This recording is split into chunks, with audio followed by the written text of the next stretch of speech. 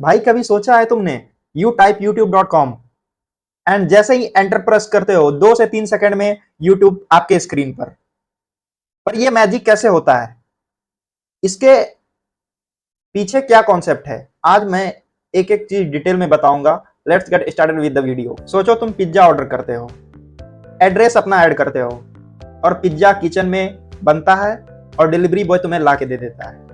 Web is exactly like that. Difference इतना है, वहां पिज्जा, यहाँ वेबसाइट डेटा, एड्रेस ऐड करते हो, यहाँ web address, and delivery boy just like a data packet. हाँ जी, तो चलते हैं अब एक एक कॉन्सेप्ट को मैं आपको लाइव बाय लाइव समझाऊंगा और दिखाऊंगा साथ में कि कैसे आपने एंटर करी youtube.com अपने ब्राउजर में और कैसे डेटा आई। ठीक है, तो सबसे पहले मैं अपना ब्राउजर क्रोम ब्राउजर ओपन कर लेता हूं। कोई भी ब्राउजर आप ओपन कर सकते हैं, नो प्रॉब्लम। एंड टाइप करता हूं youtube.com। Okay, youtube.com and press enter. Okay, और देख सकते हैं कि YouTube हमारे स्क्रीन पर लोड भी हो गई।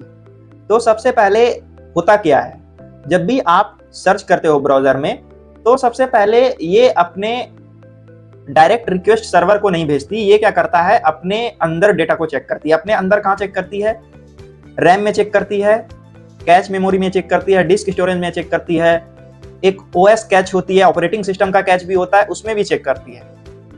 तो वन बाय वन देखते हैं। तो सबसे पहले मैंने क्या करा कि कंसोल मैंने अपने ब्राउजर का खोल लिया। कंसोल के अंदर सारी इंफॉर्मेशन होती है जो आपको नहीं दिखती है स्क्रीन पे। आपको तो YouTube लोड होता हुआ दिखता है, वीडियोस दिखती हैं, पर बिहाइंड द सीन क्या होता है। सबसे पहले मैं क्रोम के ये डेव टूल्स में चला जाता हूँ। डेव टूल्स मतलब ये कंसोल जो दिख रहे हैं आपको, ये सारी कोड वगैरह जो दिख रही है, तो इसमें भी अलग अलग टैब बनी हुई है। Element tab, console, sources, network. तो सारी इंफॉर्मेशन नेटवर्क टैब के अंदर होती है, बहुत सारी इंफॉर्मेशन होती है उसके अंदर। तो नेटवर्क टैब के अंदर चलते हैं। तो जैसे मैंने आपको पिज्जा वाली कहानी बताई कि पिज्जा आपने ऑर्डर करा, एड्रेस ऐड करा और वो पिज्जा किचन में बना एंड डिलीवरी बॉय आपको डिलीवर कर गया। सेम स्टोरी यहाँ पर भी है कि आप जैसे ही रिक्वेस्ट करते हो youtube.com, तो ये क्या करता है कि डायरेक्ट सर्वर पे रिक्वेस्ट नहीं भेजता। ये सबसे पहले कैश मेमोरी में चेक करता है। मतलब कि सपोज कि पिज्जा आपने ऑर्डर करने वाला था और पता चला कि पिज्जा ऑलरेडी आपके फ्रिज में है, तो पिज्जा आपको जल्दी मिल गया। तो वैसे ही जब भी आप YouTube सर्च करते हो, तो सबसे पहले ये क्या करती है ब्राउजर की अपने मेमोरी कैच में दिखती है। कैच मेमोरी क्या होता है? कैच मेमोरी होती है जहां छोटी छोटी इंफॉर्मेशन स्टोर होती है। कैच बड़ी साइज की डेटा स्टोर नहीं करती, वो ऑलरेडी विजिटेड साइट, जैसे आपने youtube.com पहले भी खोली होगी, तो एक लिमिटेड टाइम तक वो अपने कैच मेमोरी में स्टोर रखती है। तो अब समझते हैं कि क्या हुआ जब मैंने youtube.com सर्च करी। तो ये जो आप देख रहे हैं, name, status, type, initiator, size, time, ये जो नेम दिख रहा है आपको, एक्चुअल में ये फाइल्स हैं। मतलब क्या क्या डेटा आपके स्क्रीन पर आई, पर ये अभी सही से लोड होता हुआ नहीं दिख रहा है। मैं एक बार क्या करता हूँ, फिर से रिफ्रेश करता हूँ, फिर आपको मैं दिखाता हूँ कि क्या हो रहा है रिफ्रेश करने के बाद। आप नोटिस करना यहाँ पे स्क्रीन पर देखो, रिफ्रेश जैसे ही मैंने करी कि youtube.com हो, तो वैसे ही बहुत सारी चीजें लोड होने लगी, देख रहे हो आप। और स्टेटस देखो, कहीं पे 200 स्टेटस, कहीं पे 403 स्टेटस। क्या क्या है, कहीं कहीं रेड लाइन आ रही है, क्यों आ रही है, ये सारी चीजें मैं बताऊंगा आपको। तो सबसे पहले मैंने क्या बोला कि जैसे ही आपने youtube.com सर्च करा, तो ये सबसे पहले कैच में दिखती हैं अपनी। तो यहाँ पे इस साइड, इस जो साइज लिखा हुआ ये ब्लॉक, इस साइज के अंदर देख सकते हो कि यहाँ पे 0.0 KB, 128 KB, और यहाँ पे आप नोटिस करोगे मेमोरी कैच। ओके, तो मेमोरी कैच मतलब ये जो youtube.com जैसे ही आपने सर्च करा, ये ऑलरेडी मेमोरी कैच के अंदर थी। क्यों थी? क्योंकि पहले भी मैंने YouTube सर्च करी है, मैंने पहले भी YouTube चलाई है, तो ऑलरेडी कैच मेमोरी के अंदर थी। तो YouTube बहुत जल्दी ही लोड हो गया। और इसमें से आप नोटिस करेंगे कि कुछ कुछ में ये 0.2 KB मतलब साइज लिखा हुआ है एक्चुअल में ये डेटा का। यहाँ पे मेमोरी कैच वगैरह नहीं लिखा हुआ है। क्यों? क्योंकि ये जो डेटा आई है डायरेक्ट सर्वर से आई है, ना कि हमारे मेमोरी कैच वगैरह में, क्योंकि वो डेटा नहीं थी, वो फ्रेश डेटा आई है सर्वर से। ओके, और भी चीजें नोटिस करोगे आप मैं स्क्रॉल करता हूँ ऊपर, अभी देख सकते हो यहाँ पे नोटिस कर सकते हो आप, डिस्क कैच लिखा हुआ है। डिस्क कैच मतलब ये हमारी रैम से नहीं, हमारे स्टोरेज जो SSD लगी हुई है, स्टोरेज SSD या HDD जो भी हो आपके कंप्यूटर में, वहां से आई है ये डेटा। ओके, एंड और भी चीजें होंगी शायद, डिस्क कैच, मेमोरी कैच, ये सब चीजें जो दिख रहा है आपको, तो सबसे पहले ये रिक्वेस्ट सर्वर पे नहीं जाके ये खुद डायरेक्ट क्या करता है, मेमोरी कैच में यदि डेटा ऑलरेडी अवेलेबल था तो वो स्क्रीन पे शो करती है, बहुत फास्ट शो कर देती है, उसे सर्वर तक नहीं जाना होता। इतना तो समझ में आ गया कि जैसे ही मैंने YouTube सर्च करी, मेमोरी कैच में सबसे पहले ढूंढा गया YouTube को, एंड मेमोरी कैच यदि नहीं मिला उसमें तो डिस्क कैच में ढूंढा गया, एंड डिस्क कैच में भी नहीं मिला तब क्या होता है, तब ढूंढता है डेटा OS के कैच में। जी हाँ, ऑपरेटिंग सिस्टम जो होती है उसमें भी एक कैच स्टोरेज होती है, वहां डेटा को ढूंढती है। कहाँ होती है, चेक करते हैं उसको भी। तो मैं क्या करता हूं, कमांड प्रॉम्प्ट खोलता हूं अपना, ओके, एंड कमांड प्रॉम्प्ट में आप क्या करोगे, सर्च करोगे ipconfig, ओके, एंड उसके अंदर कर दोगे आप डिस्प्ले DNS। डिस्प्ले DNS क्या करेगी, ये सारी डोमेन नेम उसके सेपरेट वीडियो में बनाऊंगा, क्या होता है कि कैसे काम करती है वो।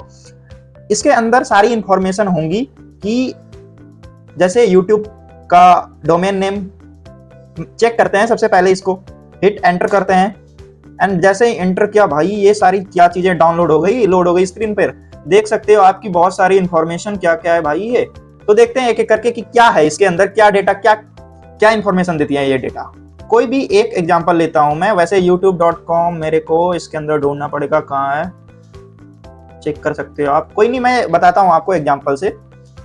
तो ये देख सकते हो, एक एग्जांपल लेता हूं मैं, यहाँ पे देख सकते हो client wns.window.com, देख रहे हो आप, मैंने हाईलाइट करी इसे। ये एक एंट्री है, क्या क्या है, रिकॉर्ड नेम लिखा हुआ है, मतलब ये एक डोमेन नेम लिखा हुआ है। जैसे आपने YouTube, सपोज कर लो YouTube आपने सर्च करी है, तो ये यहाँ पे रिकॉर्ड नेम में एज अ youtube.com वैसे ही स्टोर होगी। एंड रिकॉर्ड टाइप लिखी हुई है टाइम टू लीव, TTL जो लिखा हुआ है टाइम टू लीव, ये क्या है, ये मतलब OS के कैच जो होता है, ऑपरेटिंग सिस्टम का कैच होता है, उसके अंदर ये डेटा जो दिख रहा है आपको windows.com, इसकी डेटा कितनी देर तक स्टोर रहेगी, 400 सेकेंड तक।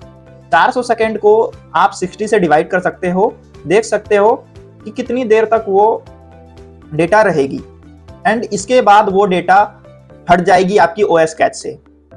OS कैच में भी ज्यादा देर तक स्टोर नहीं रहती है डेटा, एक फिक्स लिमिट होता है कि 1 वीक हो सकता है, 1 घंटे के लिए स्टोर रहती हो, या कोई 3 मिनट के लिए, वो आप भी डिसाइड कर सकते हो। मतलब आप कहने का मतलब कि जिसने भी ब्राउजर अपनी वेबसाइट होस्ट करी है वो डिसाइड कर सकता है कि कब उसे एक्सपायर करना है मेमोरी से, कैच मेमोरी से, ओके। एंड ये था OS का कैच। अब आपने OS कैच के बारे में तो जान लिया कि OS ऑपरेटिंग सिस्टम के कैच में यदि डेटा है तो वो क्या करती है, OS कैच से ही डायरेक्ट डेटा आपको भेज देती है। मतलब youtube.com यदि मेमोरी में नहीं मिला, मेमोरी के कैच में नहीं मिला, डिस्क के कैच में नहीं मिला, तो क्या करता है, OS के कैच में ढूंढती है। और यदि OS के कैच में भी नहीं मिला तब कहाँ ढूंढेगी वो, क्या सर्वर पे रिक्वेस्ट भेज देगी? अब भी नहीं भेजती सर्वर का को रिक्वेस्ट। क्यों नहीं भेजती? सबसे पहले वो क्या करता है, आपके वाईफाई नेटवर्क जिससे आप कनेक्टेड हो, जैसे मेरा लैपटॉप अभी मेरे राउटर से कनेक्टेड है, एंड ये जो आप स्क्रीन पर देख रहे हो ये मेरा राउटर का पूरा एडमिन पैनल है जिसमें सारी डेटा दिख रही है मेरे राउटर का, ओके। एंड ये जो डिटेल्स जो आपको दिख रही है DDNS configuration, dynamic domain name system है, पर यहाँ पे जो आपको एंट्री दिख रही होगी, शायद एंट्री यहाँ पर नहीं है उसकी, ये सिक्योरिटी पर्पस के कारण से ये हिडन होती है। पर बिलीव मी, जब भी आप को youtube.com जैसे आपने सर्च करी, वो यदि OS के कैच में भी नहीं मिलती है, तो आजकल स्मार्ट राउटर होते हैं, वो भी स्टोर करती है इंफॉर्मेशन IP के बारे में। तो वो क्या करती है, एड्रेस इंफॉर्मेशन करके रखती है, टेम्पररी ही रखती है, कुछ दिनों के लिए रखती है। जैसे उसने youtube.com का IP सेव करके रखा, यदि OS के भी कैच में नहीं मिलती है तो राउटर क्या करती है, अपने कैच में ढूंढती है, और जैसे youtube.com हिट होता है, एंटर होता है, मिलता है उसे उसके कैच में, तो डायरेक्ट आपको भेज देती है आपके लैपटॉप स्क्रीन पर, एंड आप तुरंत youtube.com अपने स्क्रीन पर पाते हो। फाइनली यदि राउटर के कैच में भी यदि एड्रेस डोमेन नेम यदि नहीं मिलता है, तब फाइनली ISP के DNS सर्वर पर रिक्वेस्ट जाती है। ISP का DNS सर्वर क्या है? ISP as you know internet service provider. And क्या होता है कि ISP जो होती है उसके पास एक DNS सर्वर होती है जो जस्ट लाइक अ रिपोजिटरी, डायरेक्टरी की तरह काम करती है, जहां पे क्या होता है, एक साइड डोमेन नेम होती है और उस डोमेन नेम के लिए क्या IP एड्रेस है वो स्टोर होती है। जैसे ही आप रिक्वेस्ट करते हो जिस डोमेन नेम के लिए, जब राउटर में नहीं मिलता है तब वो क्या होता है, आईएसपी जैसे एयरटेल या जियो, जिस भी इंटरनेट से आप कनेक्टेड हो, जिस राउटर से कनेक्टेड हो, तो वो उसकी स्पेसिफिक डीएनएस सर्वर होती है, उसके पास रिक्वेस्ट जाती है। और जैसे आप यहाँ पे पिक्चर में देख सकते हो कि ये वेब ब्राउजर पे जैसे आपने रिक्वेस्ट करी, कोई भी youtube.com सपोज कर लो आपने रिक्वेस्ट करी है, यहाँ पे जैसे इमेज में दिखाया गया www.kripesh.com, ये एक डोमेन नेम है, ये रिक्वेस्ट करी गई है डीएनएस सर्वर आईएसपी के जो डीएनएस सर्वर है उस पर रिक्वेस्ट की गई है। और उसने क्या रिटर्न करी है, यहाँ पे एरो देख सकते हो, उसने रिटर्न करी है एक नंबर। ये क्या है नंबर, ये नंबर जो है आईपी एड्रेस है। ओके, आईपी एड्रेस पता ही है क्या होता है, एक स्पेसिफिक वेबसाइट की एड्रेस होती है कि वो कहाँ पे लोकेट करती है, उसका एड्रेस। तो ये इसने क्या करा, आईपी एड्रेस रिटर्न करी, और इस आईपी एड्रेस को फिर से अब सर्वर पे भेजा जाता है। किस सर्वर पे भेजा जाता है, जैसे आपका वेबसाइट जहां भी होस्टेड होगा वहां पे, क्योंकि वहां स्पेसिफिक नेम से स्टोर नहीं होता, वहां पे डेटा जो स्टोर होती है आईपी एड्रेस से पता चलता है कि मेरा डेटा कहाँ लोकेटेड है सर्वर के पास। ओके, एंड ये फिर आपको क्या करता है, वेब पेज रिटर्न कर देता है। डायरेक्टली वेब पेज रिटर्न नहीं करता है, जो भी फाइल कोड की फाइल होती है वो रिटर्न करती है, फिर ब्राउजर उसे एग्जीक्यूट कर देता है आपके ब्राउजर पे, और आपका कंटेंट आपके स्क्रीन पर, जो भी आपने सर्च करी है, यूट्यूब सर्च करी है तो यूट्यूब आपके स्क्रीन पर आती है। ओके, कहानी अभी भी एंड नहीं होती है, इसके और भी रीजन है कि कैसे डेटा सर्वर से आपके कंप्यूटर स्क्रीन तक आती है, वो भी देखते हैं। अब आप सोच रहे होंगे आखिर इतने दूर दूर तक सर्वर होती है, गूगल का सर्वर यूएसए में, और भी कोई कंट्री में सर्वर है उसकी, तो आखिर आपके स्क्रीन तक, आपके फोन तक डेटा इतनी दूर ट्रेवल कैसे करती है, इतनी फास्ट कैसे ट्रेवल कर सकती है कि 2 से 3 सेकंड में डेटा आपके स्क्रीन पर होता है। यूट्यूब खोलते हो आप, 1 से 2 सेकंड में आपके स्क्रीन पर होती है। आखिर इतनी फास्ट कैसे डेटा आ सकती है, कैसे पॉसिबल होता है? तो ये सब पॉसिबल होता है किसके थ्रू, ऑप्टिकल फाइबर के थ्रू। ऑप्टिकल फाइबर क्या होता है, ऑप्टिकल फाइबर शायद आपने यदि केबल देखा होगा, जिसमें क्या होता है, इंटरनेट केबल शायद आपने अपने घरों में देखा होगा कि जैसे आपका घरों में आप नोटिस करना, वाईफाई राउटर जो लगे हुए होते हैं उसमें कोई वायर आती है बाहर से, तो वो वायर कहां से आती है, एक्चुअल में वो वायर जो आती है, एक जो भी आईएसपी आपने इंटरनेट सर्विस प्रोवाइडर का कनेक्शन लिया हुआ है उसका स्पेसिफिक एंटीना होता है, और वहां से क्या होता है, मल्टीपल वायर्स निकलते हैं जो कि ऑप्टिकल फाइबर्स की वायर्स होती है। ऑप्टिकल फाइबर्स वायर्स के अंदर क्या ट्रेवल होती है, लाइट रे ट्रेवल होती है, और लाइट रे का स्पीड आई थिंक आपको पता होगा कि कितनी फास्ट स्पीड होती है लाइट रे की। तो लाइट के स्पीड से डेटा ट्रेवल करती है। सर्वर जो होते हैं, ये जो आप इमेज देख रहे हो मेरी स्क्रीन पर, ये एक स्पेसिफिक सेंटर है, डेटा सेंटर है, जहां पे देख सकते हो आप मल्टीपल ये ऑप्टिकल फाइबर्स कनेक्टेड हैं, जिसके थ्रू से डेटा क्या होता है, समुद्र के थ्रू डेटा ट्रेवल करती है। समुद्र के अंदर ही अंदर बहुत सारी वायर्स, केबल्स बिछी हुई हैं, केबल्स लगे हुए हैं ऑप्टिकल फाइबर्स के। मैं आपको एक मैप दिखाता हूं, उनसे समझ में आएगा आपको क्लियरली। ये देख सकते हो आप, ये मैप जो दिख रहा है आपको, इतनी ये अलग अलग कलर्स की लाइंस जो दिख रही हैं, एक्चुअल में ये दिखा रही हैं केबल्स को, ऑप्टिकल फाइबर्स केबल्स को दिखा रही है। ठीक है, आप देख सकते हो, इस वेबसाइट पे आप विजिट करके देख भी सकते हो, सबमरीन केबल मैप.com पे जाओगे आप, तो आपको दिखेगा स्पेसिफिक रीजन, कंट्री कि कैसे कहां से कनेक्टेड है। ये देख सकते हो, इधर आप अफ्रीका, जो भी आप सेलेक्ट करोगे, इंडिया स्पेसिफिक आप सर्च कर सकते हो कि इंडिया में कहां लगी हुई है केबल्स। तो ये सारी जो दिख रही है आपको लाइंस, ये एक्चुअल में सर्वर के कनेक्शन पॉइंट है, कैसे एक सर्वर दूसरे सर्वर से कनेक्टेड है। और ये सारी केबल्स जो है सबमरीन, मतलब अंडर द सी, समुद्र के अंदर ये केबल्स बिछी हुई है, उसके थ्रू डेटा आपके स्क्रीन तक पहुंचती है। एक्चुअल में डायरेक्ट आपके स्क्रीन पर केबल के थ्रू नहीं पहुंचती, एक्चुअल में सर्वर से डेटा फाइबर, ऑप्टिकल फाइबर के थ्रू से आती है डेटा, और वो फिर डेटा सेंटर जो भी स्पेसिफिक नियरेस्ट लोकेशन है आपका सर्वर, वहां से कनेक्ट होता है, फिर वहां से आपका आईएसपी कनेक्ट होती है, फिर आपके नेटवर्क तक ये डेटा ट्रेवल करके आपके स्क्रीन पर आती है। ओके, आई थिंक कि अब आपको समझ में आ गया होगा कि क्या होता है जब आप ब्राउजर में कोई चीज सर्च करते हो, कोई चीज क्लिक करते हो तो क्या होता है। और यदि आपने सपोज करो डोमेन नेम ही गलत डाल दिया तो क्या हो सकता है। अब जानेंगे अगले वीडियो में हम डोमेन नेम सिस्टम के बारे में। If you want to take explained like a friend over chai, then subscribe now, नहीं तो अगला पिज्जा भी लेट हो जाएगा।